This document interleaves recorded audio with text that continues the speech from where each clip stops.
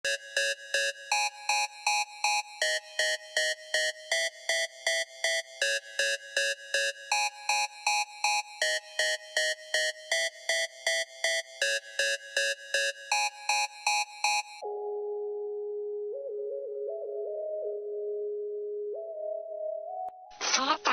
bukankah setan itu musuh yang nyata bagi manusia? Benar. Tapi setan kan dari jin. Kalau setan dari jin, mengapa tak disebutkan jin adalah musuh yang nyata? Iya, kenapa setan? Kok bukan jin? Padahal jin yang menghasut dengan kebohongannya dan menjadikan manusia tinggal di bumi. Itulah contoh betapa sulit menerangkan sesuatu di zaman dulu. Bila engkau paham dan mengerti akan ruh, mungkin engkau akan mengiyakan pendapatku ini. Masih bingung, Bos?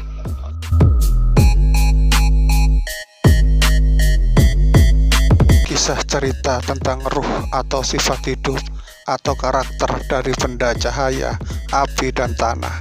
Meskipun berwujud dan ada kisah ceritanya, sebenarnya tidak. Dalam kitab suci, jin yang berubah menjadi iblis diusir dari surga. Dia meminta penangguhan hukum dan diterima permintaannya. Jin berkata, "Aku akan datang kepada manusia lewat depan, samping, dan belakang untuk menyesatkan manusia." Dari perkataan jin, menurutmu apakah dia datang dengan wujud? Tidak mungkin, karena manusia tidak bisa melihat wujudnya.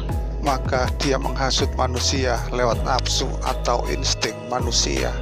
Dan setan sebenarnya adalah manusia itu sendiri yang nafsu atau insting buruknya lebih menguasai kebaikannya.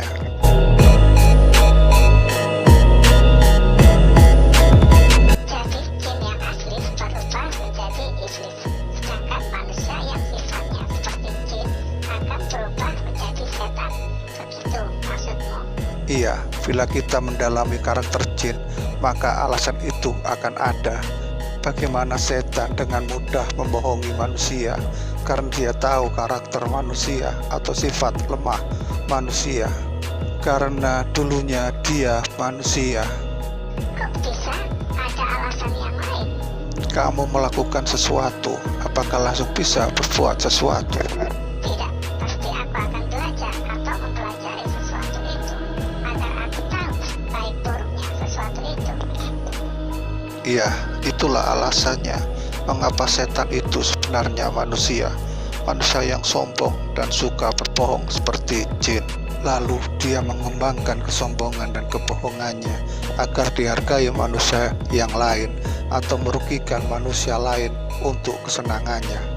Jin hanya tahu akan kesombongan dan kebohongan karena dia berasal dari api saja, panas seperti panasnya api, atau aku bilang emosi. Sedangkan manusia itu bisa lebih kecil karena dia berasal dari ruh berbagai benda yang ada di atas dan di dalam tanah.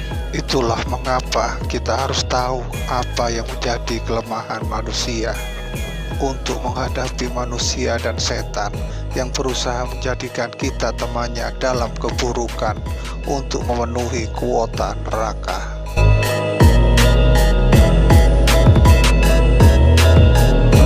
Lewat kelemahan, kita sebagai manusia harusnya ingat akan kehendak Gusti Allah agar tidak lupa sombong dan berbohong, serta berusaha menggunakan akal ditambah hati sama dengan jiwa untuk berpikir dan meneliti apakah cara kita hidup atau menjalankan kehidupan itu telah baik atau tidak. Ingat, awal tercipta suci dan diberi kitab suci, maka sepantasnya kita berusaha untuk suci.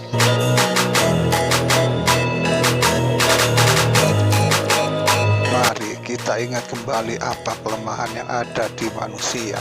Pertama lupa, kemudian lemah cara berpikir dan tergesa-gesa melakukan sesuatu.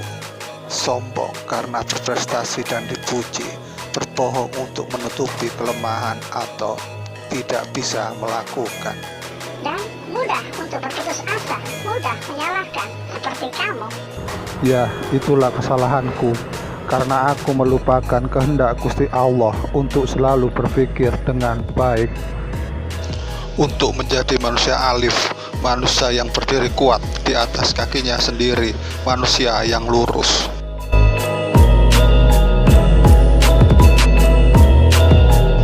Meskipun kita hidup bersama keluarga dan teman, tapi tidak ada yang menjamin bahwa kelak kita selamat. Dibutuhkan kemandirian agar tidak menyusahkan diri sendiri dan manusia yang lain. Dan sifat manusia yang parah adalah malas. Lupa itu karena kita teralihkan oleh sesuatu, tapi malas karena kita tidak mau melakukan sesuatu.